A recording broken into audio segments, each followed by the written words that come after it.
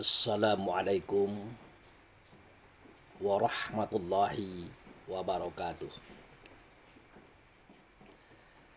Saudaraku kaum muslimin dan muslimat, saudara sebangsa dan setanah air, dimanapun Anda ada dan berada. Berjumpa kembali dengan saya Abu Fikri dalam rangka kebaikan dan kebenaran untuk mempermudah langkah-langkah kita menuju jalan selamat, yaitu Allah dan Rasulnya. Saudaraku kaum muslimin dan muslimat, saat ini adalah pukul 00 ya. 00 itu pukul 12 malam lewat 10 menit. Tadi sudah sempat tidur sebentar, kemudian bangun, berwudu, ya komunikasilah dengan zat pencipta langit dan bumi, serta membuka HP dan menyampaikan risalah sambungan daripada video kita yang kemarin. Artinya kembali kepada kesejatian diri, bagian yang kedua. Jadi saudaraku kaum muslimin dan muslimat, sudah saatnya kita di akhir zaman ini menjadikan agama itu sebagai sesuatu yang sangat kita senangi, sebagai sesuatu yang sangat kita cintai, bukan mengekang, bukan menakuti. Jadi kita berharap agama ini memberikan kebebasan di dalam berpikir, di dalam berperasaan. Karena medan agama ini sangat luas, yaitu ilmu daripada Allah yang nyata ianya pada Rasul. Jadi kalau agama itu hanya dikuasai oleh orang yang mengakui dirinya sebagai ulama,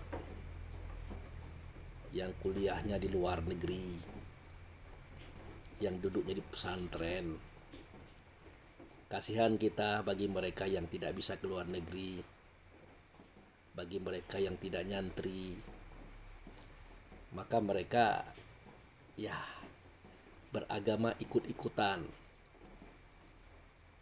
Padahal agama ini bukan hanya untuk orang yang bersekolah di luar negeri, bukan untuk para santri, tetapi untuk semua yang datang daripada Allah yang ada dalam dada. Apakah dia bisa membaca kitab Quran atau tidak? Apakah dia bisa menulis bahasa Arab atau tidak? Nah, lagian agama juga bukan hanya untuk kita, tetapi juga untuk orang lain. Walaupun kita akui bahwa agama itu mempunyai nama yang berbeda-beda, sesuai dengan kurun dan waktu,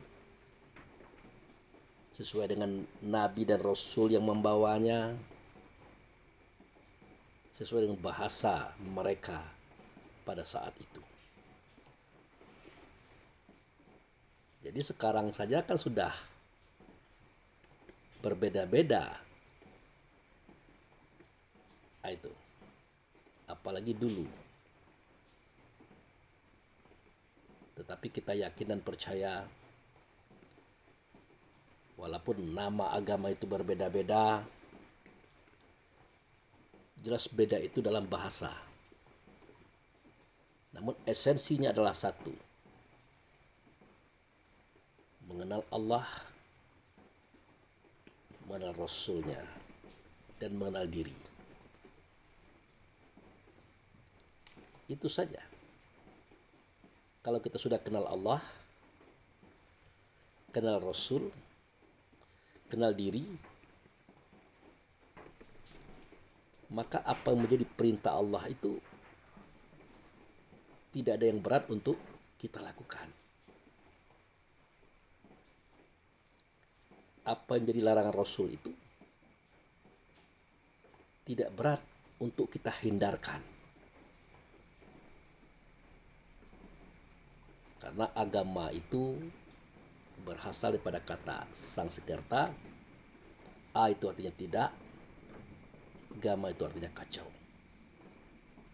Jadi orang yang beragama itu tidak kacau pemikirannya, tidak kacau perasaannya, tidak kacau suaranya, tidak kacau kata-katanya, dan tidak kacau perbuatannya. Karena dia dibimbing oleh Allah dan Rasulnya. Karena mereka kenal Allah, kenal Rasul, dan kenal dirinya, dan kenal siapa yang ada dalam dada setiap orang lain. Meskipun berbeda jenis kelamin, berbeda suku bangsa, berbeda agama. Orang yang beragama tahu persis persoalan itu.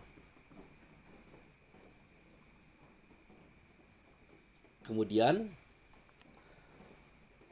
orang yang beragama itu sangat paham jika agama itu tertuang ianya di dalam kitab Quran. Untuk kita akhir zaman, kitab Quran. Kalau zaman dulu ada pada suhuf para nabi. Sejak Nabi Sis putra Adam sampai Nabi Ibrahim, itu suhuf, sahifah, lembaran-lembaran yang tertulis terpisah-pisah. Nah, Musa pun masih bersifat suhuf. Makanya kita dengar kalimat suhufi Ibrahim wa Musa. Nah, itu. Bahwa akhir itu jauh lebih baik daripada awal. Kisahnya tertuang pada suhuf Ibrahim wa Musa. Nah, meskipun sedemikian, Musa juga punya kitab namanya Taurat. Daud juga punya kitab namanya Zabur. Isa juga punya kitab namanya Injil. Muhammad juga punya kitab namanya Quran. Jadi kitab Taurat, kitab Zabur, kitab Injil, kitab Al-Quran, semuanya adalah suara dan kata Dia. Dia siapa? Dia Allah yang dinyatakan melalui Musa. Musa itu yang Taurat. Musa itu Taurat, saudara. Suara kata Allah yang Dia sampaikan ditulis oleh sahabat-sahabatnya. Nah, tulisan yang tersusun itulah yang disebut dengan kitab Taurat atau kitab Musa. Kitab Zabur atau kitab Daud. Kitab Injil atau kitab Isa. Kitab Quran atau kitab Muhammad. Jadi Musa, Daud, Isa, Muhammad, dia menyuarakan, mengatakan kata Allah.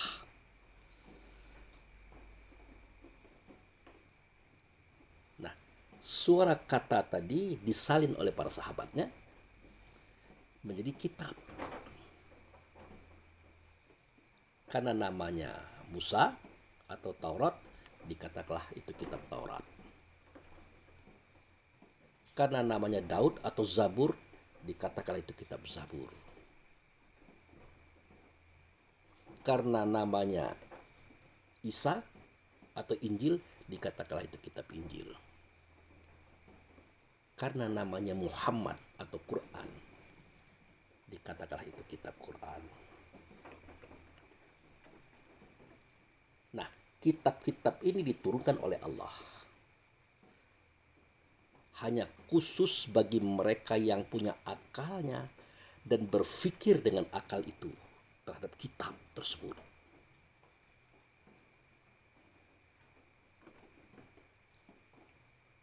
Jadi kitab-kitab itu hanya untuk mereka yang berakal dan berpikir dengan akalnya terhadap kitab tersebut.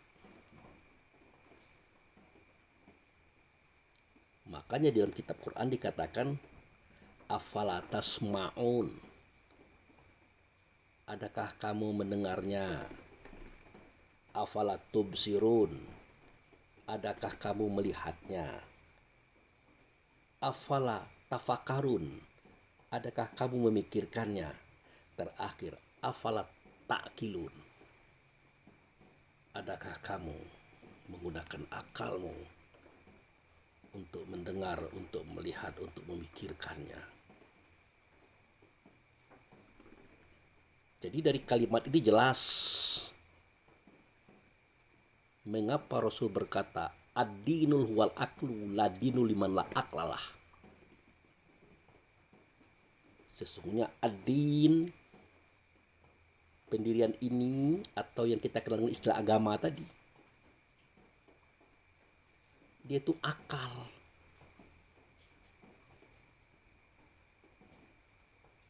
Tidak ada agama atau pendirian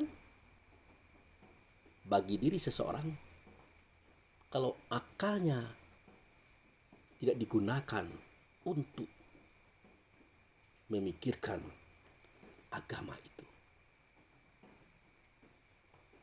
mendengarkan agama itu, memperhatikan atau meneliti agama itu. Tidak ada agama bagi dia. Oh, tapi Pak Abu Fikri, dia bersyahadat, dia sholat 5 waktu, dia puasa, dia zakat, dia haji, rukun Islam yang 5 itu dilaksanakan. Bagaimana itu? Ya, dua kemungkinan. Ada yang dia beragama dengan agama Islam, menggunakan rukun Islam yang 5 tadi, ikut-ikutan, dia ikut orang tanpa dia berpikir, dia ikut tulisan Quran hadis tanpa dia berpikir, berjalan dia. Apa susahnya mengikut orang? Apa susahnya mengikut tulisan pada kitab dan hadis, pada buku-buku? Tidak ada susah itu. Yang susah itu yang kedua tadi. Orang yang beragama dengan akal fikirnya. Orang yang membaca kitab Quran dan hadis dengan akal fikirnya. Orang yang mendengar ceramah dengan akal fikirnya. Biasanya orang itu segala sesuatu yang ada dia tampung dengan akalnya, dia cerna dengan fikirnya, dia timbang dengan khayalnya, dia rangkum dalam pahamnya, kemudian dia flurkan dengan ilmunya. Kalau sudah ilmu, di dalamnya terdapat 3 hal. Apa itu? Pertama, ainul yakin. Dia mengetahui itu berdasarkan ilmu. Kedua, ainul yakin. Dia melihat langsung terhadap apa yang dia ketahui. Yang terakhir, yang ketiga, hakul yakin. Dia percaya dengan kebenaran yang sebenar-benarnya tentang apa yang dia yakini. Nah, kita pengen agama ini yang hakul yakin itu, saudaraku. Tidak ragu-ragu. Sama dengan video kita yang awal, bagian pertama tadi. Semua kita mengucapkan asyhadu an la ilaha illallah wa asyhadu anna muhammadar rasulullah. Aku bersaksi tidak ada zat, tidak ada sifat, tidak ada asma, tidak ada if'al, kecuali Allah lah dianya. Tetapi tidak Allah yang aku dengar, tidak Allah yang kulihat, tidak Allah yang kuhadapi, melainkan utusannya bernama ianya dengan Muhammad.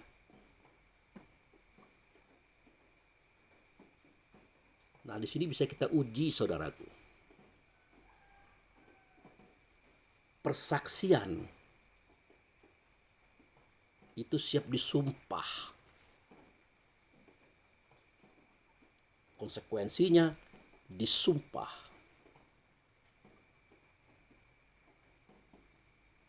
Pertanyaannya, benarkah dia menyaksikan Allah yang nyata ia pada Rasul? Kalau benar, bagaimana Allah dia saksikan?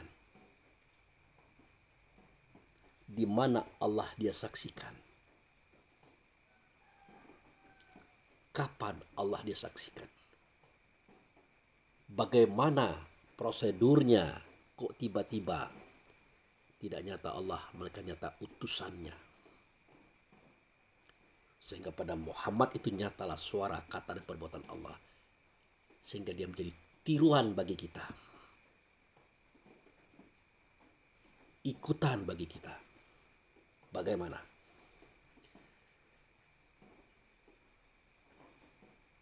Kalau itu tidak terjawab, itu yang disebut dengan ara'aital ladzi yukazzibu biddin.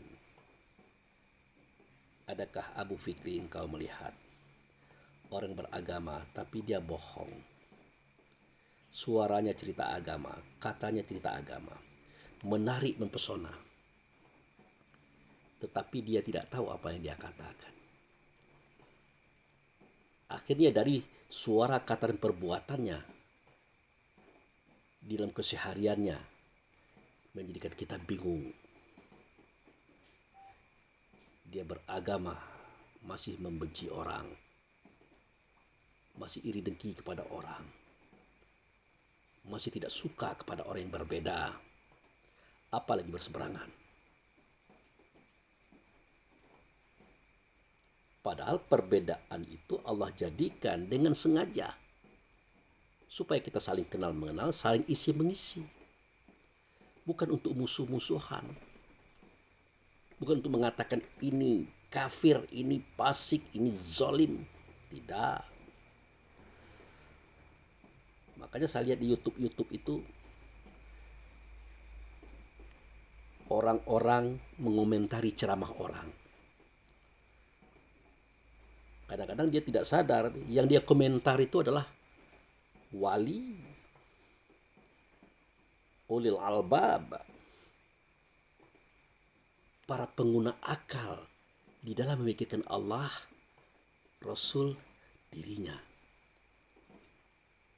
Mulai dia berkata, kenapa tidak kembali kepada para ulama, kitab, hadis, dan berbagai macam keterangan ulama. Ulama itu artinya orang yang tahu. Tahu dia apa yang dia suarakan, tahu dia apa yang dia katakan, tahu dia apa yang menjadi simbol pada kitab Quran. Jadi kitab Quran itu isinya adalah keterangan, saudaraku. Tapi benda yang diterangkan tidak ada di situ. Semuanya simbol, semuanya kode, semuanya teka-teki yang harus dipecahkan dengan akal fikir. Walaupun kejadiannya memang ada di luar diri, tetapi dia berkendak untuk menyelesaikan apa yang ada dalam diri berdasarkan cerita yang ada di luar diri tadi.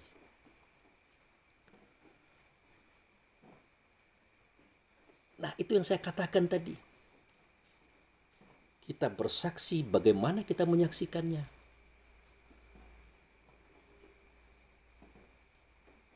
Makanya pada video yang lalu, ya, kembali kepada kesejahteraan diri. Bagian pertama, itu saya simpulkan bahwa kalau kita ingin melihat Allah, ingin mendengarkan suara Allah, ingin merasakan adanya keberadaan Allah di alam semesta ini, tiadakan diri kita. Ditiadakan diri kita ini, jangan kita mengatakan diri kita ada. Pasti akan terdengar suara Allah, akan terlihat Allah, akan terasa keberadaan Allah.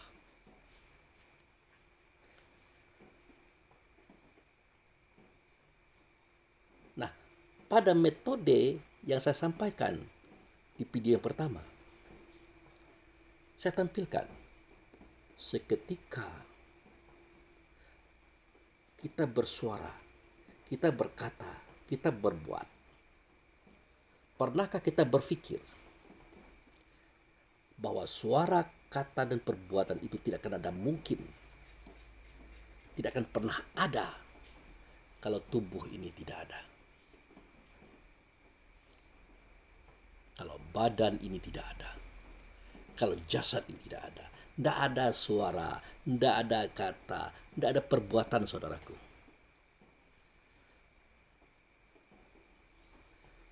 Pertanyaannya, siapakah yang menciptakan tubuh, jasad, dan badan ini? Siapa yang menciptakannya? Siapa yang menjadikannya? Siapa yang membuatnya? Kitakah atau Allah? Ternyata Allah yang menjadikan, Allah yang membuat, Allah yang menciptakan.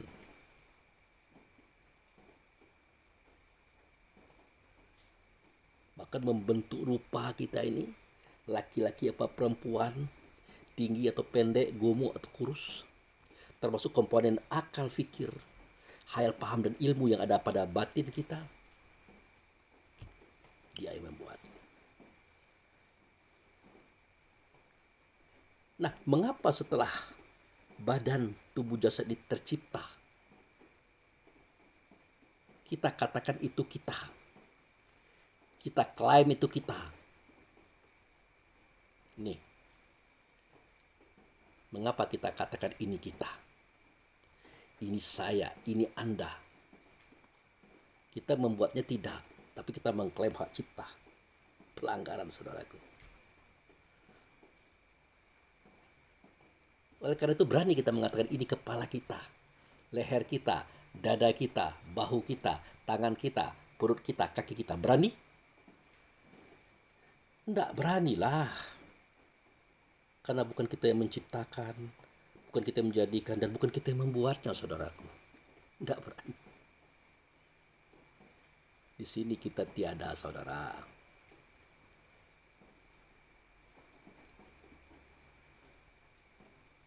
Oh, mungkin ruhnya itu Pak Bu Fikri kita. Siapa yang bilang? Tidak ada kita itu.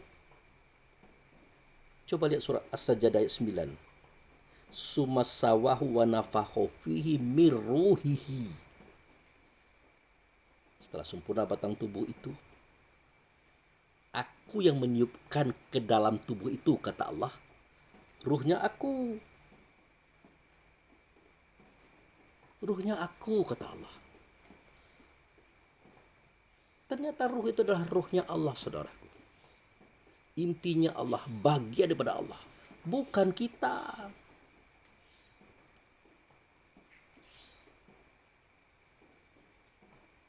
Nah, ketika kita mendengar, melihat, mencium, bersuara, berkata, berbahasa, berbuat, berpikir,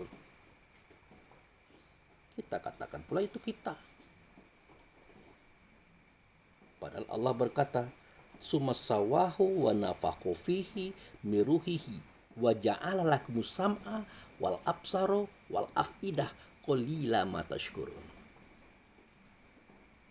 Seketika sempurna batang tubuh itu, aku tiupkan roh aku ke dalamnya. Tiba-tiba yang tadinya ada telinga yang belum bisa dengar, dengan adanya roh aku, dia bisa mendengar. Berarti yang mendengar adalah roh aku loh. Yang tadinya dia punya mata belum bisa melihat, dengan adanya kutiupkan rohnya aku, dia bisa melihat di mata. Yang tadinya dia punya hati belum bisa merasa, dengan masuknya roh aku, hati itu punya rasa. Yang tadinya dia sudah punya otak, tubuh itu belum bisa berpikir, dengan masuknya roh aku, dia bisa berpikir. Jadi yang mendengar di telinga, melihat di mata, mencium di hidung, bersuara berkata di lidah, merasa di hati, berpikir di otak, bergerak di tubuh, roh aku, bukan kita, saudaraku.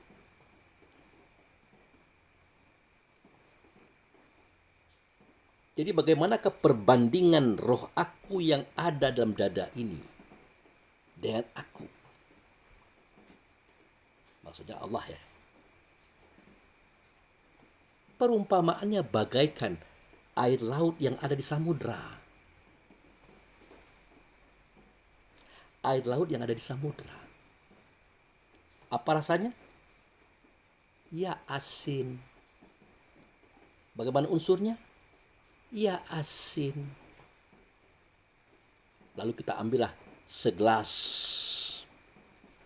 atau sebotol aqua. Aqua kecil. Kita bawa pulang. Kita letak di atas meja ini.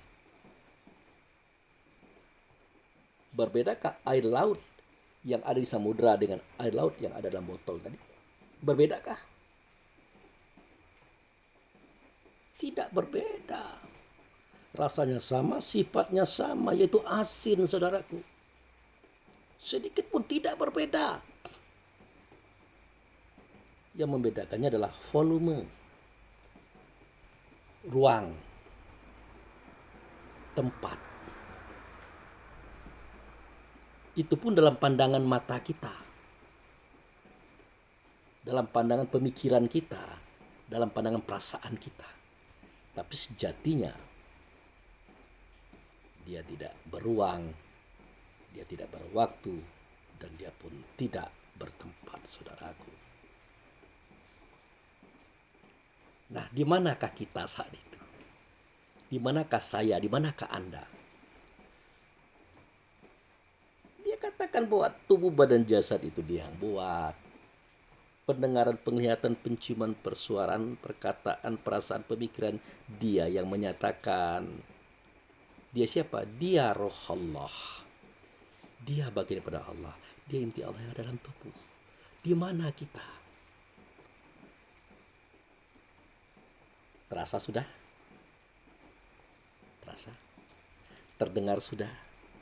Terlihat nyata sudah? Iya. Terlihat Allah itu. Terdengar Allah itu. Terasa Allah itu. Seketika kita meniadakan diri kita.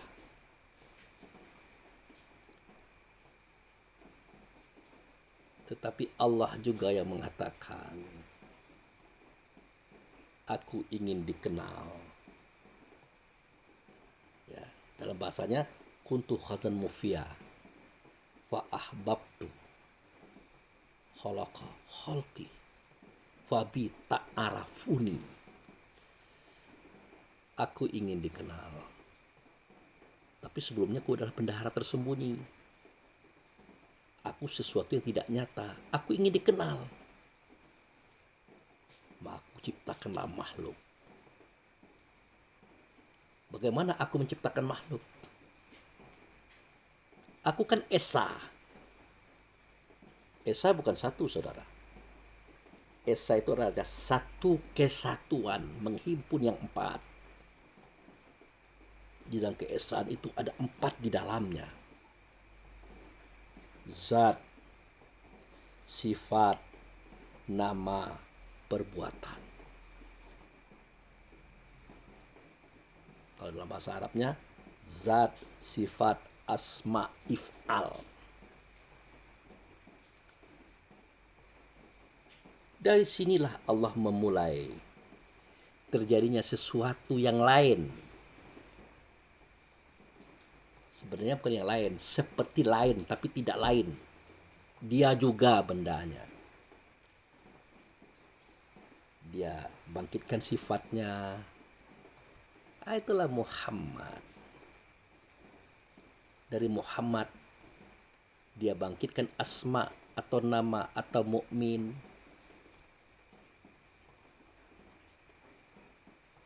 Kan tahu kita 4 pas saja dijadikan oleh Allah daripada Muhammad.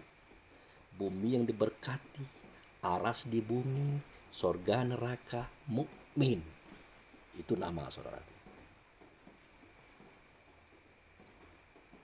Dari nama dia jadikan if'al atau perbuatan atau tubuh yang bersifat materi.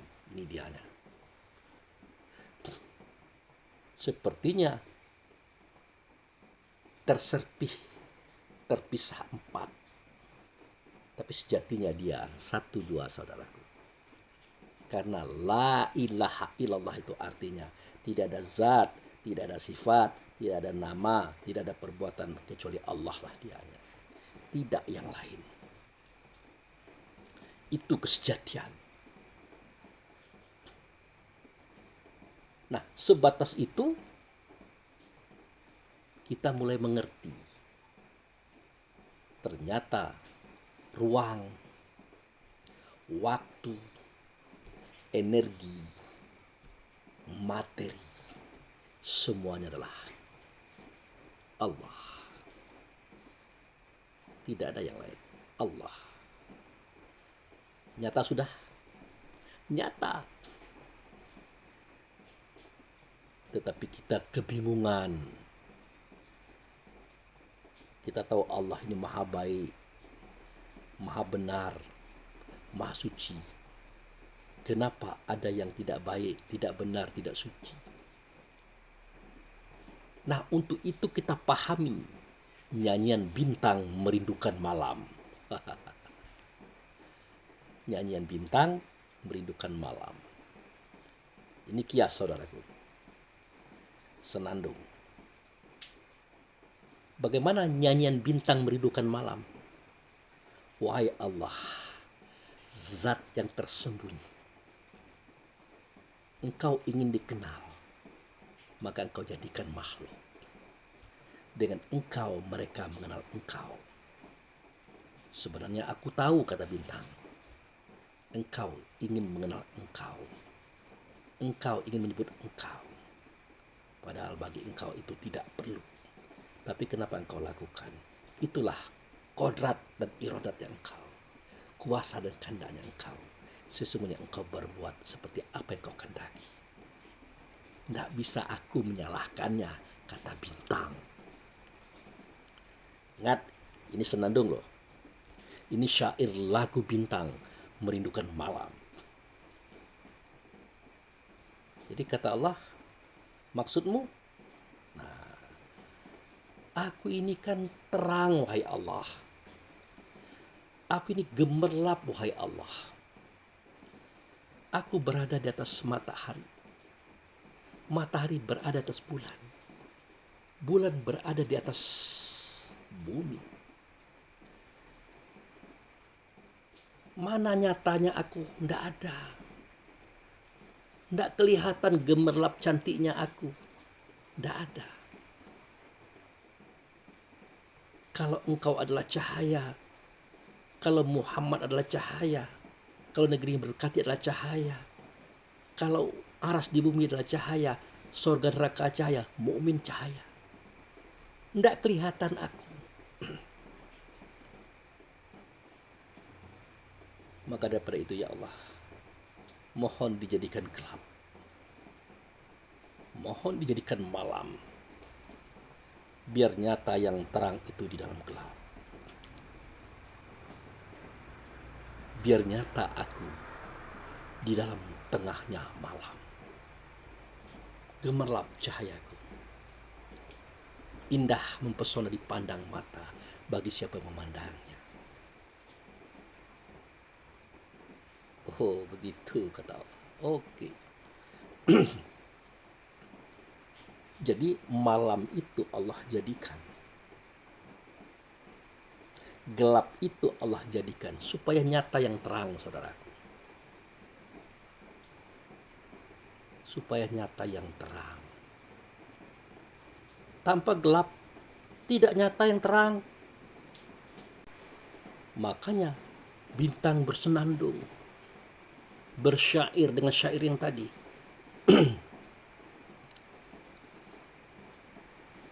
Itulah alasannya kenapa gelap diciptakan, malam diciptakan, buruk diciptakan, tidak baik diciptakan. Persoalan-persoalan yang bermasalah diciptakan. Ya sama dengan kisah bintang tadi. Supaya bintang yang bercahaya, yang berkedip-kedip itu nampak nyata, terang dianya, harus ada gelap. Coba lihat di siang hari, mana ada kelihatan bintang? Tidak ada. Walaupun dia tinggi daripada matahari, matahari tinggi pada bulan, bulan tinggi daripada bumi, tidak nyata bintang itu. Karena terang semua. Maka dijadikan oleh Allah malam, gelap, hitam, buruk, jahat, tidak benar, supaya nyata Allah itu. Karena Allah cahaya, Rasul cahaya, mukmin atau nama itu cahaya.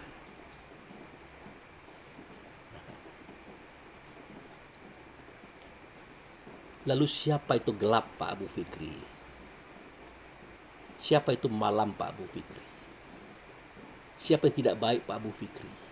Siapa yang tidak benar, Pak Abu Fikri? Siapa yang kafir, Pak Abu Fikri? Yang dianya diciptakan oleh Allah juga. Siapa dia?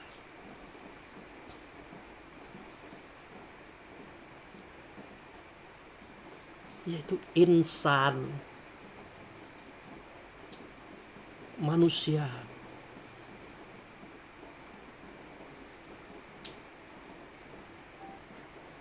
Supaya nyata Allah itu sebagai yang terang, Rasul sebagai yang terang, mukmin atau nama itu sebagai yang terang, harus ada yang gelap, namanya insan atau manusia. Dalam bahasa lain, jiwa.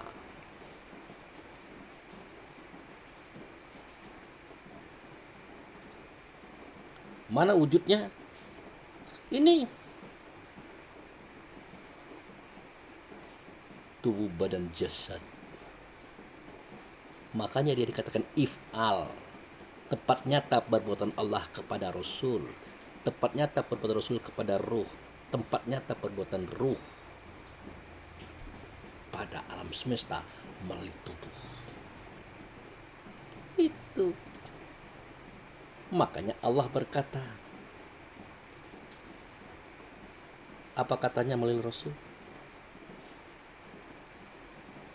Walazi khalaqakum wa minkum kafiru wa minkum mu'minun. Dialah yang menjadikan batang tubuhmu yang satu, di dalamnya ada yang kafir, di dalamnya ada yang beriman. Siapa yang kafir? Yang ingkar, yang melawan, yang buruk, yang jahat, yang tidak benar, yang menentang kebenaran.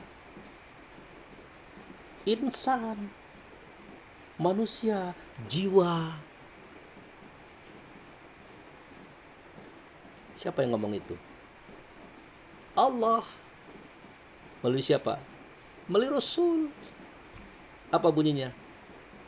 Innal insana li rabbihi lakanud.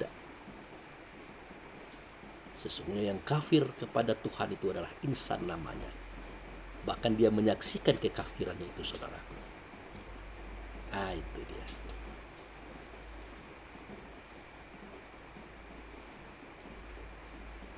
Jadi pada batang tubuh yang satu ini ada yang kafir, ada yang beriman.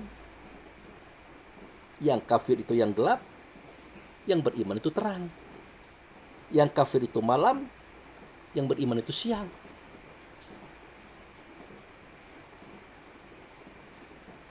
Yang beriman itu adalah Ruhullah, yang dia katakan itu kita. Itulah ayat yang terang, ayat yang bersinar, ayat yang bercahaya. Itulah siang, saudara.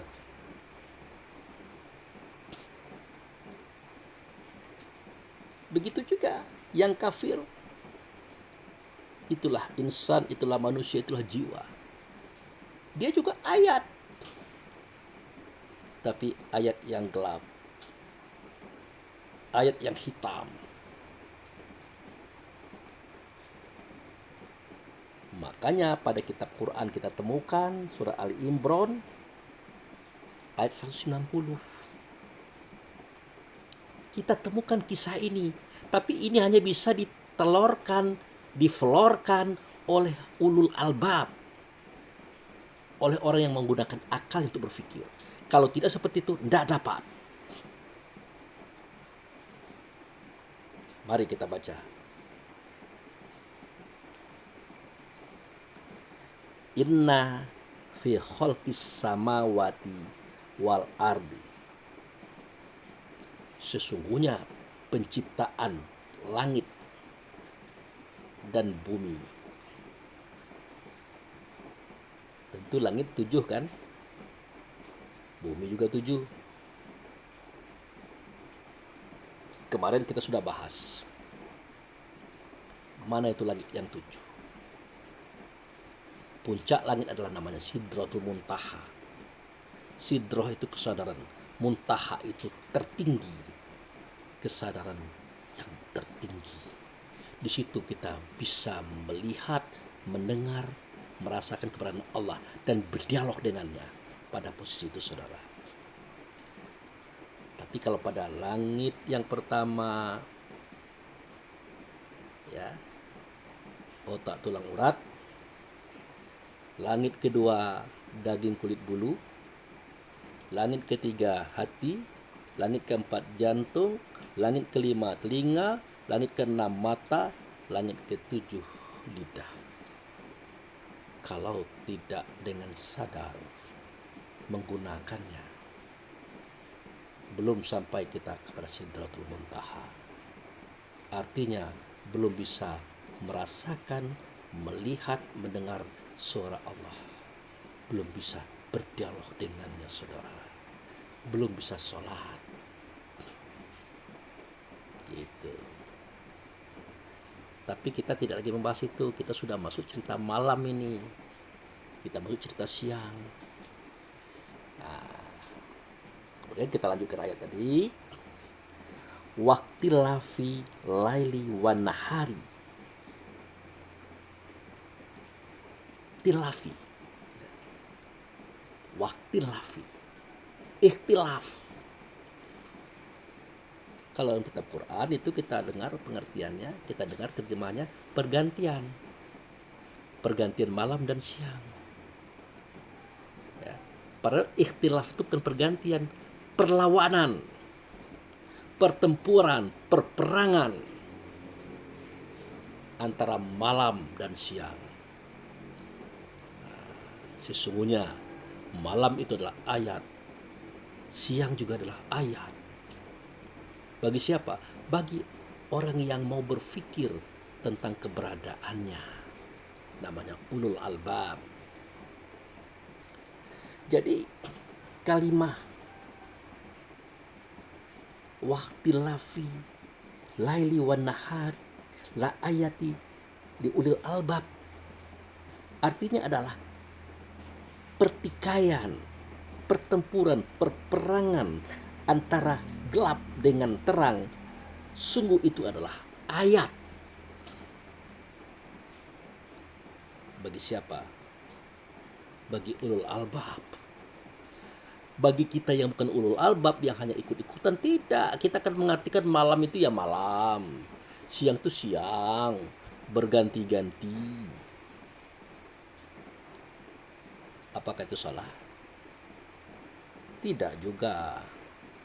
Itu pelajaran keluar diri untuk mempermudah kita paham apa yang ada dalam diri. Makanya tidak salah juga itu. Tapi ingat, seketika kita paham apa itu malam, apa itu siang, dia ada di luar diri, tapi pemahaman itu belum sempurna, belum selesai. Karena pemahaman di luar diri semestinya menggiring ke dalam diri. Barulah kita tahu siapa itu Laili, siapa itu Nahari, ya. Siapa itu gelap, siapa itu terang, siapa itu buruk, siapa itu baik. Tahu kita di mana? Di sini. Di sini, saudaraku. Lalu kenapa dia dikatakan ayat Pak Abu Fikri? Nah, oke, kita mulai lagi kaji lama. Ya kan? Nah, seketika Rasulullah berkata, "Zalikal kitab la raiba fihi hudalil muttaqin." Sedemikian itu kitab, tidak ada keraguan padanya, petunjuk bagi orang bertakwa. Karena Nabi ini tidak pernah megang kitab, tidak pernah baca kitab, tidak pernah nulis kitab. Ya sahabat kan bertanya, "Ya Rasulullah, ma huwal kitab?" Bertanya sahabat. Dijawab oleh Nabi, Alkitabul Quran. Nah, kitab itu adalah bacaan. Tambah ngeri lagi sahabat. Beliau ini tidak pernah nulis, tidak pernah membaca buku. Ngomong baca pula dia. Karena Quran itu artinya bacaan.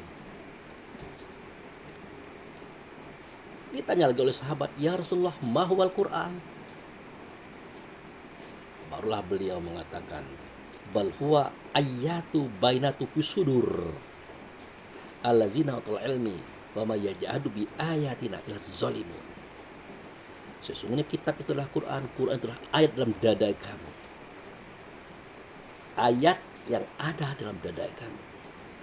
Tidak ada yang mendustakannya kecuali orang zalim. Siapa orang zalim? Itulah malam, itulah hitam, itulah gelap, itulah buruk, itulah tidak benar, itulah kacau.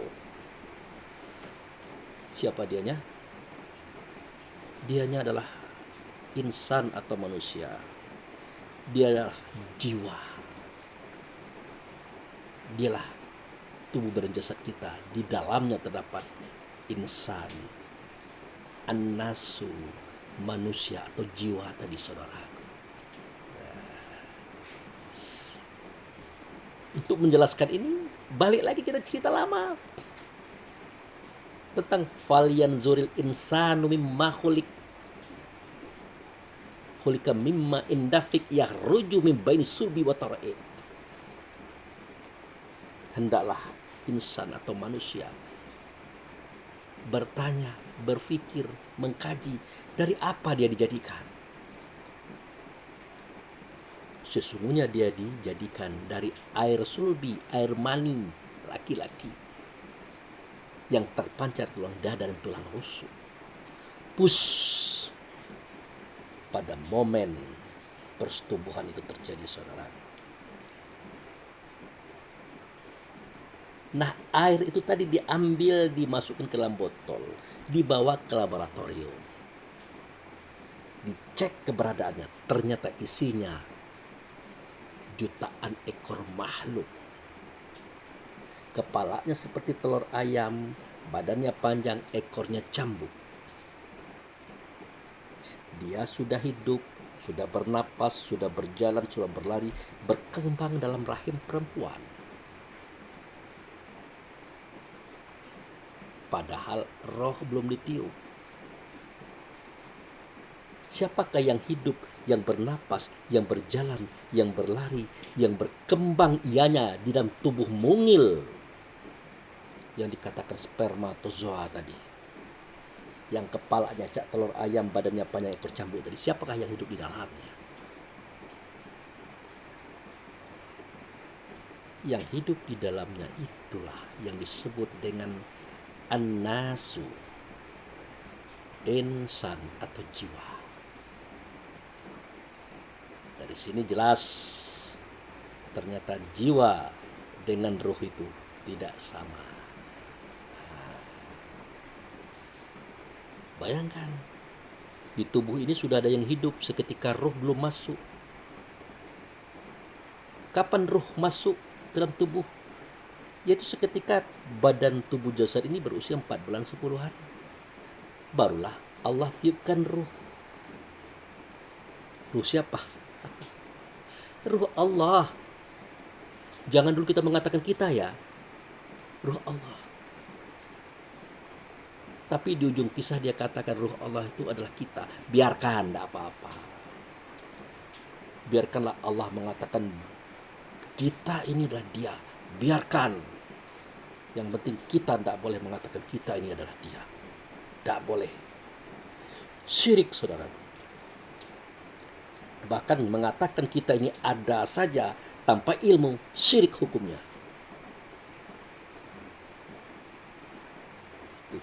Mengatakan kita ada jadi syirik. Apalagi suara, kata, perbuatan, karya. Kita katakan itu adalah perbuatan kita. Syirik, saudara. Ya, syirik itu artinya menduakan. Sedangkan Allah itu tidak pernah dua. Esa dianya. Bahkan kita kan tidak pernah ada. Hampa dianya. Tapi karena Allah mengatakan ruhnya itu, bagian pada dirinya itu adalah kita, ya kita terima. Kita syukuri. Kita ikuti lakon dan peranan yang dia kendaki. Oke. Hati-hati. Jangan pernah kita mengatakan kita ini ada. Biar dia nyata selalu. Ya. Jangan pernah kita mengatakan kita ini adalah dia. Biarkan dia yang mengatakan kita itu adalah dia. Makanya ketika kita melempar wa maramaita izramaita walakinallahu rama. Bukan kamu yang melempar seketika kamu melempar, tapi Allah yang melempar. Dalam bahasa yang lain, bukan kamu yang menulis seketika kamu menulis, tapi Allah yang menulis. Bukan kamu yang memasak seketika kamu masak, tetapi Allah yang memasak. Semua aktivitas kehidupan kita, satu pun tidak ada yang kita, saudara. Allah semuanya. Makanya, hati-hati. Dan ini hanya ada dalam ma'rifat, dalam pemahaman, saudaraku. Ya, kita paham bahwa kita tidak ada. Kata Allah kita ada, oke. Kita tidak bersuara, tidak berkata, tidak berbuat.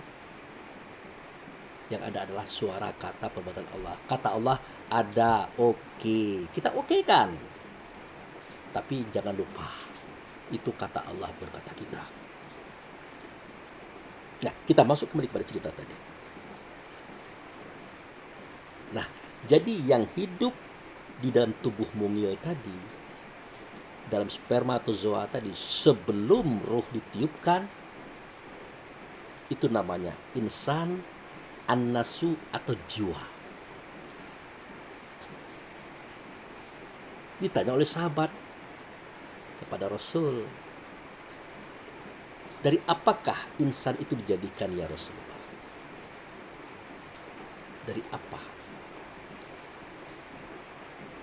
Nah, berkatalah beliau, jangan tanya itu dulu. Tanyakan mengapa timbul hawa. Karena anasir angin telah memenuhi segala rongga pada kita. Ini Rasul yang ngomong, bukan kita. Ingat, Rasul yang ngomong, bukan kita. Kalau Rasul yang ngomong artinya suara Allah, kata Allah, perbuatan tidak nyata. Mereka nyata pada Rasul. Rasul nyata pada Nabi. Biarkan dia ngomong seperti itu. karena anasir angin telah memenuhi segala rongga pada kita. Maka timbullah hawa.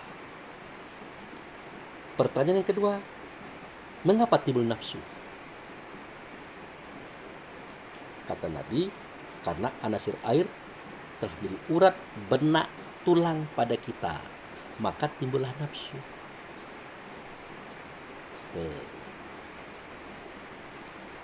Yang ketiga, mengapa timbul dunia? Kata Nabi, karena anasir tanah telah menjadi daging, kulit, bulu atau roma pada kita, maka timbullah dunia. Jadi Hawa diliputi oleh otak, tulang dan urat.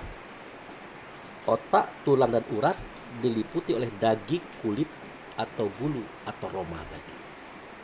Maka terjadilah dunia ini, saudara. Ya tentu berbentuk dia. Dia butuh pijakan, dibuat bumi. Dia butuh atap, dibuat langit. Dia ingin bernapas, dibuat angin. Dia butuh makan, minum, dijadikanlah segala sesuatunya, saudara. Maka berkata Allah dalam kitab Quran, yang kata itu disampaikan oleh Rasul, wallazi khalaqalakum ma fil ardi jami'a. Dia menjadikan segala sesuatu di bumi itu untuk kamu, karena kamu butuh kepadanya. Kamu punya kepentingan kepada dunia. Maka dunia itu dibuat oleh Allah. Langit dan bumi beserta isinya, gunung, lembah, laut, danau, sungai, hewan, tumbuh-tumbuhan, biji dan sayur-sayuran, semuanya dibuat oleh Allah untuk melayani. Daging, kulit, bulu, roma menutupi otak, tulang dan urat. Otak, tulang dan urat meliputi angin. Yang keempat, mengapa timbul syaitan? Karena anasir api telah menjadi darah pada kita, kata Rasul. Dan kata kita, kata Rasul. Maka terjadilah hawa, nafsu, dunia syaitan. Jadi hawa itu adalah anasir angin, namanya roh rehan. Nafsu itu adalah anasir air, namanya roh rahmani. Dunia itu adalah anasir tanah, namanya roh jasmani. Api itu adalah roh idafi. Api itu adalah anasir api, namanya roh idafi. Jadi roh rehan, roh rahmani, roh jasmani, roh idafi sejatinya sama dengan roh yang ditiupkan oleh Allah yang ada dalam hati kita, saudara. Maka yang dikatakan ayat itu adalah roh, rehat, rahmani, jasmani, idafi juga roh, juga ayat. Jadi ayat yang terang dengan ayat yang gelap bertemu dalam satu medan, namanya tubuh. Makanya dia berperang-perangan, bertempur, saling merebutkan kehendak, keinginan masing-masing. Kalau yang datang daripada Allah tadi, katakanlah ruh tadi, dia adalah nur, dia adalah cahaya Allah. Maka dia membawa kepada terang. Tidak ada nyata dia kalau tidak ada gelap. Siapa gelap? An-nasu, insan, jiwa tadi. Yang kita kenal dia dengan hawa nafsu dan syaitan tadi. Itu, saudara. Nah, pantang kelintasan, pantang kerendahan, pantang kurang, itu asal muasalnya, itu usulnya. Dia akan melahirkan 10 sifat atau 10 kegelapan atau malam yang 10. Anda lihat pada kitab Quran surat Al-Fajr, surat nomor 89 ayat 2. Walayali asyri, demi malam yang 10, demi yang hitam jumlahnya 10, demi yang gelap jumlahnya 10, demi yang buruk jumlahnya 10, demi yang kafir jumlahnya 10. Ajib, ria, takabur, iri, dengki, hasud, fitnah, tamak, loba, sombong, 10 jumlah. Wah, enggak kelihatan Pak Bu Fitri gitu nggak? Oke. Ajib, ria, takabur, iri, dengki, hasud, fitnah, tamak, loba, sombong, 10. Itulah malam yang 10, gelap yang 10, hitam yang 10, buruk yang 10, kafir yang 10. Ia adalah insan an-nasu ya jiwa. Dialah malam, saudaraku, yang menjadikan cahaya ruh tadi nyata adanya untuk suara, kata, dan perbuatan. Tetapi dia dibajak selalu ruh tadi. Ya, dia dibajak selalu si cahaya tadi. Tapi karena si cahaya tadi datang daripada Allah, dia tahu bagaimana cara kembali kepada Allah melalui Rasul, maka cahaya tadi akan terang dianya. Tampak cahaya itu di suaranya, di katanya, di perbuatannya. Begitu. Inilah senandung bintang merindukan malam, saudaraku. Bahkan Allah terang-terangan menceritakan kisah ini. Watini wa zaituni wa turisini wa hazal baladil amin. Demi buah tin, demi buah zaitun, demi negeri yang aman ini. Nah, negeri yang aman itu negeri yang diberkati yang saya ceritakan tadi, atau bumi yang diberkati itu namanya Bakah. Di situ ada aras, di situ ada sorga, neraka. Di situ dulu mukmin berada. Laqad khalaqnal insana fi ahsani taqwim. Sungguh kami jadikan insan itu pada posisi yang sebaik-baiknya. Kemudian kami jatuhkan dia ke lembah yang serendah-rendahnya. Siapa insan? Siapa insan?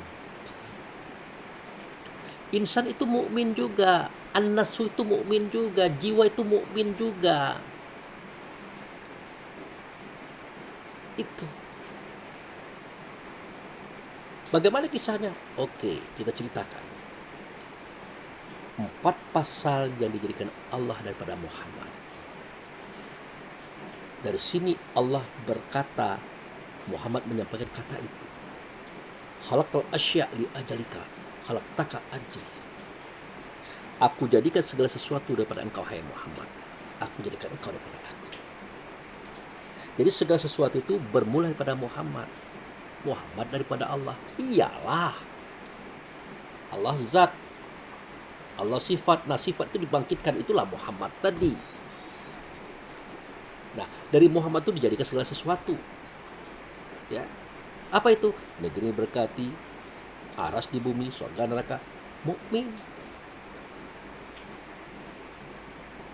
Nah, di hadis yang lain Allah berkata, laulaka ma khalaqtu asya. Kalau bukan engkau, hai Muhammad, kalau bukan engkau, hai Muhammad, kalau bukan engkau, tidak akan kujadikan segala sesuatu. Karena Muhammadlah asal segala sesuatu. Maka berkatalah Muhammad yang kata menurun, ana minallah wal mu'minu minni. Aku daripada Allah, si mukmin itu berasal daripada aku. Mukmin itu asma, saudaraku, nama. Itu. Jadi ada zat, ada sifat, ada nama, ada if'al atau perbuatan atau fisik, badan jasad. Jadi jelas seketika daripada Muhammad dijadikan negeri yang diberkati, aras di bumi, surga neraka, mukmin. Mukmin adalah nur, cahaya. Surga neraka, cahaya. Aras di bumi, cahaya. Bumi yang diberkati, cahaya. Kenapa? Karena asalnya cahaya itu Muhammad. Itu ibunya Umi, Itu bapaknya Aba. Bendanya satu, Muhammad juga dianya. Kapan Muhammad dikatakan Aba? Seketika dia menuruni.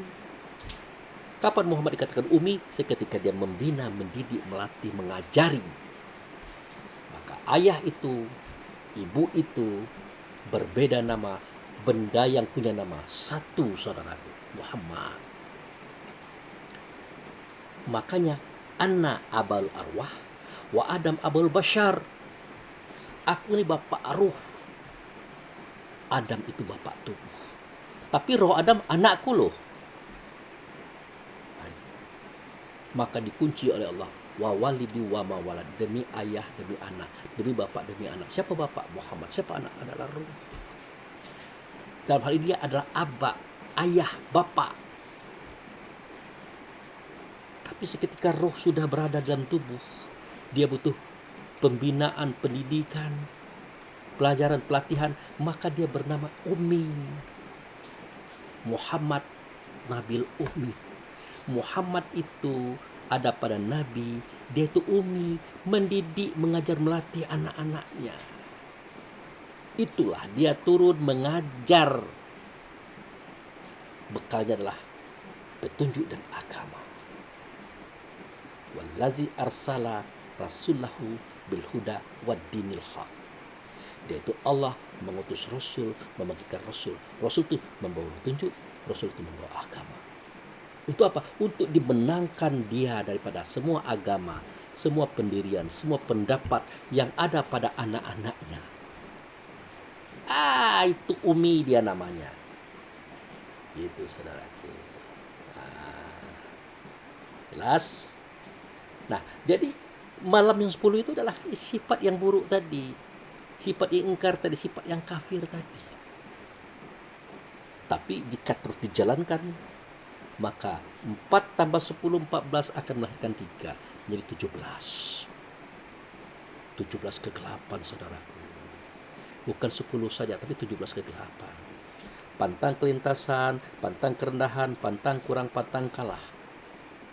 Ya, kita sering membicarakan ini. Yang namanya anasir angin bernama rorehan, sifatnya itu pantang kelintasan. Tidak mau melihat orang lebih, orang pintar, orang kaya, orang berhasil. Dia iri dengki, dia benci. Makanya saya lihat di YouTube itu orang-orang mengomentari kata-kata para wali, kata-kata para ulama. Seakan-akan menyalahkan, mengatakan sesat. Itu pasti ada dorongan daripada iri dengki mereka kepada mereka yang ahli dalam masalah agama. Itu masalah agama saja mereka iri dengki. Dikatakan pula orang sesat. Wah, ini bahaya nih, tidak boleh dikembangkan. MUI, tolong MUI turun. Siapa MUI? Majelis Ulama Indonesia. Itu manusia isinya, saudaraku. Mereka itu adalah orang sekolah, membaca kitab Quran, hadis, buku-buku dari guru ke guru, tapi belum tentu dia belajar agama. Ya, kalau belajar agama itu gurunya Allah dan Rasul. Tapi kalau belajar pelajaran agama, gurunya manusia ke manusia. Referensinya buku ke buku, tulisan ke tulisan. Maka berhentilah kita mengomentari pemahaman dan keyakinan orang. Mendingan kita belajar saja daripada kita mengomentari, menuduh-nuduh pula lagi. Ya, saya banyak melihat itu, ditampilkanlah sosok, dikomentari. Coba lihat tuh dengar. Lihat katanya. Ini kita nilai orang dengan pemikiran kita. Kita nilai orang dengan perasaan kita, dengan wawasan kita. Padahal yang kita nilai adalah wali loh. Orang hebat. Maaf, saya akan sebut nama ya. Saya akan sebut nama. Anda mungkin pernah menonton saudara Syaiful Karim. Syaiful Karim itu orang cerdas. Orang yang sudah jatuh bangun mempelajari kitab Quran dan hadis. Beliau hafiz Quran. Beliau bukan orang biasa loh. Beliau ada sarjana fisika, sarjana matematik. Dia mengajar orang banyak di Universitas Indonesia. Dia membuka cakrawala pemikiran orang, jangan sampai jumud menerima agama tanpa berpikir. Itu beliau. Saya mengagumi Allah, mengagumi Rasul melalui beliau. Ya, Saya ulang lagi, saya mengagumi Allah, mengagumi Rasul melalui beliau. Tidak boleh saya katakan saya kagum kepada beliau, tidak boleh. Nanti saya kena lagi penalti daripada Allah dan Rasul.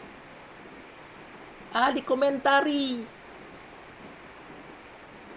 Dikomentari. Padahal beliau adalah orang cerdas, orang yang bagus, orang yang mau berjibaku jatuh bangun untuk kebenaran Islam, membuka cakrawala berpikir.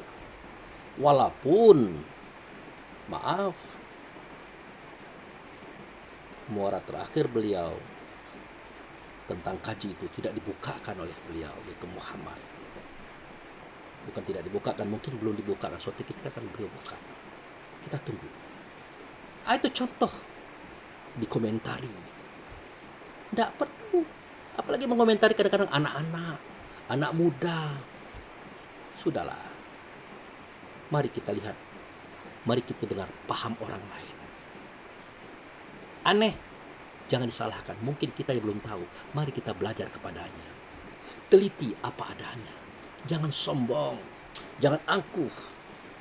Rendahkan saya. Enak jadi orang bodoh ini. Enak jadi orang yang tidak mengerti apa-apa ini. Enak menjadi orang yang mengaku dia belum punya apa-apa. Ya dibantu orang. Diberi orang. Ditunjukkan orang. Enak gelas kosong ini enak diisi orang. Mana ada gelas yang penuh diisi? Tidak ada. Kalau ada itu orang gila yang mengisinya. Tidak ada. Jadilah gelas kosong saudaraku. Jadilah orang bodoh. Orang yang tidak tahu apa-apa. Nanti orang dibantu kita ini. Diisi kita ini oleh Allah dan Rasul. Melalui orang-orang yang cerdas. Orang-orang yang dipilih oleh Allah untuk mengisinya. Makanya kita bisa mempunyai pemahaman dan pengertian. Oke, balik kita cerita kita tadi. Jadi Hawa itu, kenapa timbul Hawa? Karena anasir angin bernama Rorehan telah memberi segala rongga pada kita. Sifatnya apa? Pantang kelintasan. Tidak bisa lihat orang pintar, orang lebih, orang bisa. Dia iri dengki. Itu. Mengapa timbul nafsu? Karena anasir air telah menjadi urat benak tulang pada kita. Maka timbullah nafsu. Sifatnya apa? Pantang kerendahan. Tidak bisa dia itu mengatakan dia merendah. Nah, bahasa kita tadilah mengatakan saya ini gelas kosong loh, saya ini belum mengerti loh, tolong dong. Tidak bisa dia mengatakan itu. Dia maunya tinggi, hebat dia, pintar dia, suci dia, benar dia. Itu pantang kerendahan, maunya tinggi saja. Mengapa timbul dunia? Karena anasir tanah telah jadi daging, kulit, bulu atau rumah pada kita. Sifatnya apa? Namanya apa? Namanya roh jasmani. Sifatnya apa? Rakus, pantang kekurangan. Uang sudah banyak, harta sudah banyak, tahta sudah banyak, kekuasaan sudah banyak, masih mencoleng juga. Itu dia saudara. Yang keempat, mengapa timbul setan? Karena anasir api telah menjadi darah pada kita. Anasir api namanya roh idafi. Sifatnya pantang tersenyum, tidak mau kalah. Jadi pantang kelintasan, pantang kerendahan, pantang kurang, pantang kalah itu sifatnya. Si pemilik sifat roh rehan, roh rahmani, roh semani, roh idafi. Nah, 4 sifat tadi digabung muncul di 10. Malam 10 tadi. Ajib, ria, takabur, iri, deki, hasut, fitnah, tamak, loba, sombong. 10 tambah 4, 14. Muncul 3. Benci dan menghancurkan. 17. Pecah 17. Jadi tubuh badan jasad ini berisi 4 ruh. Rehan, rahmani, jasmani, dafi. Masuklah 1 ruh daripada Tuhan. Dikeroyoklah oleh yang 4 ini dengan laskarnya 17. Maka dikendakilah yang 1 yang datang daripada Tuhan tadi. Sebagai cahaya, dia harus memperkuat diri dengan cara merapat kepada Rasul. Merapat kepada Rasul. Momentum merapat kepada Rasul ini disebut dengan sholat atau ingat, saudaraku. Maka ada kalimat fazkuru ni'mati lati an'amtu alaikum. Ingat oleh kamu nikmatku yang ianya ada di atas kamu. Siapa itu? Rasul. Kita adalah zat, kita adalah nikmat, kita adalah rasa, itu benar.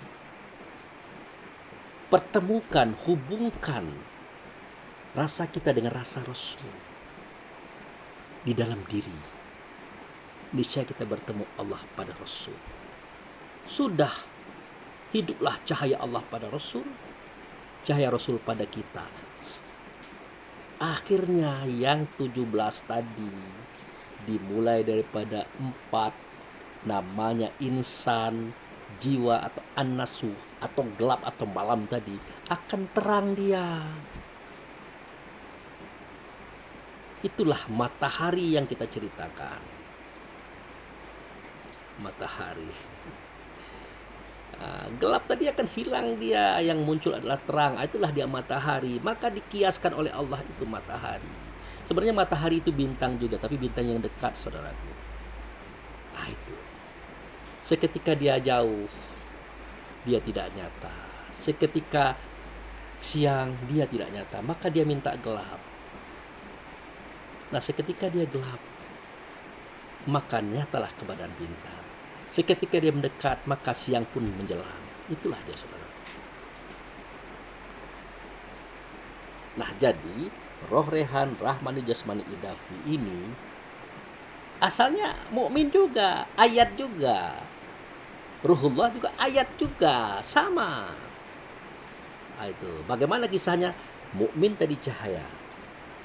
Seketika terakhir dia menyaksikan Allah nyata Muhammad. Ada dianya berkesingkan cahaya. Itulah Jibril, Mikail, Israel, Israfil, Rakib, Atid, Ridwan, Malik, Munkar, Nakir. Dan triliunan malaikat lainnya. Ada mukmin tadi casingnya tanah. Itulah Adam, Idris, Nuh, Lut, Saleh, Ibrahim, Ismail, Ishak, Yakub, Yusuf, terus sudah sampai ke kita. Ada mukmin tadi casingnya adalah api. Itulah Azal bin Janu beserta keturunannya bangsa jin. Itu level 1. Level 2, diambil dia mukmin tadi, dimasukkan ke dalam angin, namanya roh rehan. Diambil lagi mukmin tadi, dimasukkan ke dalam air, namanya roh rahmani. Diambil mukmin tadi, dimasukkan ke dalam tanah, namanya roh jasmani. Diambil mukmin tadi, dimasukkan ke dalam api, namanya roh edafi. Yang bersifat dengan sifat pantang kelintasan tadi, roh rehan itu, saudara. Pantang kerendah tadi, roh rahmani tadi, saudara. Pantang kekurangan tadi, roh jasmani, saudara. Pantang tersinggung tadi, roh idafi, saudara. Mukmin juga, tapi setelah dia digabung dengan angin, dia mempunyai sifat pantang kelintasan. Digabung dengan air, dia sifatnya pantang kerendahan. Digabung dengan tanah, pantang kurang. Digabung dengan api, pantang kalah. Itu di level 2. Mukmin juga. Itu ya. Yang datang dari Allah seketika badan tubuh usia 40 hari, itu mukmin juga.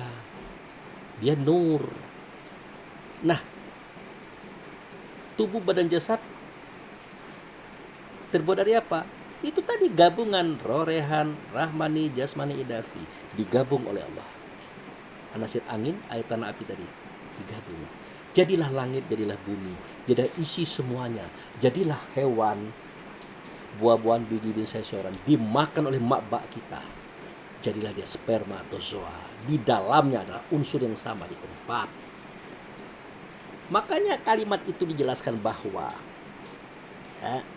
inna fi khalqis samawati wal ardi. Yang kita bahas, waqtillafi laili wa nahari la ayati li ulil albab. Pertikaian malam dengan siang itu adalah ayat, di dalam dada. Siapa yang mengatakan itu? Ulil albab, orang yang berakal, berpikir. Itu, saudara. Nah, inilah kisah malam, inilah kisah siang, inilah kisah terang, inilah kisah gelap. Sejatinya bintang itu juga adalah matahari. Matahari adalah bintang juga. Cuman bintang yang dekat namanya matahari.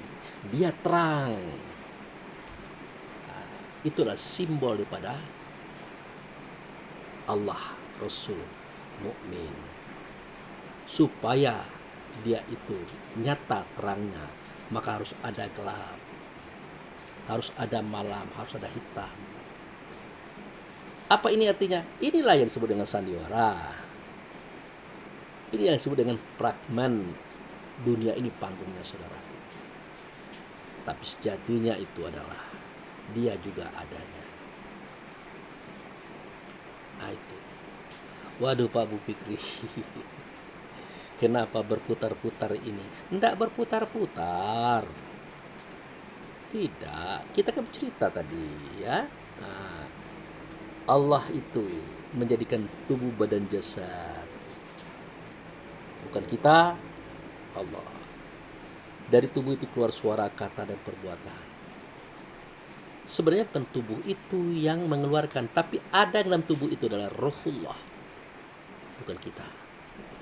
Ruh itulah yang bersuara, yang berkata di lidah, mencium di hidung, mendengar telinga, melihat di mata, berpikir di otak, merasa itu, bergerak di tubuh. Semuanya Allah. Terang, cahayalah dia. Tidak ada kita. Supaya nyata Allah ini terangnya, maka perlu diadakan gelap, hitam, buruk, jahat, tidak baik. Supaya apa? Supaya nyata terang tadi. Namun sejatinya bagi Allah, sejatinya bagi Allah, gelap dan terang itu tidak berbeda. Baik dan buruk itu tidak berbeda. Yang mengatakan itu berbeda adalah kita. Karena kita belum masuk ke tingkat ulul albab. Tapi kalau sudah masuk ke ulul albab, kita tahu bahwa gelap dan terang itu sama, tidak berbeda. Dan sama-sama punya kepentingan, sama-sama baik tujuannya. Bagaimana kisahnya? Itulah syair bintang merindukan malam. Senandung bintang merindukan malam. Kalau tidak ada malam, bintang itu tidak nyata. Terang itu tidak nyata, cahaya itu tidak nyata, Allah itu tidak nyata. Dia ingin dinyatakan, saudaraku.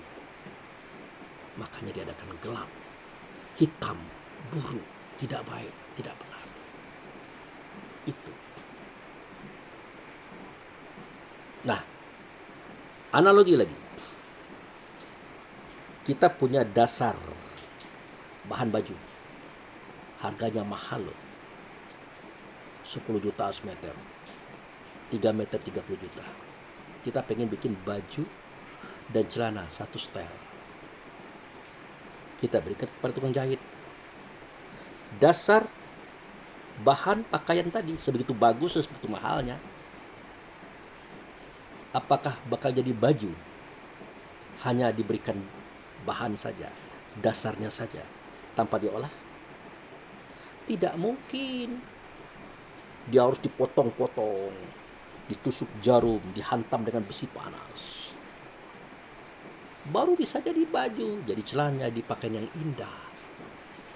Artinya dirusak dulu, tapi rusak tertata, terarah sesuai dengan skenario dan kehendak tukang gunting, tukang jahit, tukang yang membuat baju dan celana.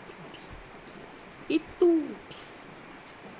Bahkan tubuh badan jasad ini tadinya sebelum dia berbentuk ganteng cantik seperti ini, air mani, air hina, kepalanya cak telur ayam, badannya panjang pakai ekor cambuk lagi, mirip babi lagi, ya, mirip babi, mirip anjing, mirip monyet. Coba lihat perkembangan tubuh badan jasad kita sedikit dalam kandungan mak, mirip apa? Tidak ada ganteng langsung, tidak. Kacau dulu, jelek dulu, hitam dulu, buruk dulu, kemudian baru jadi. Itu. Bahkan angka 1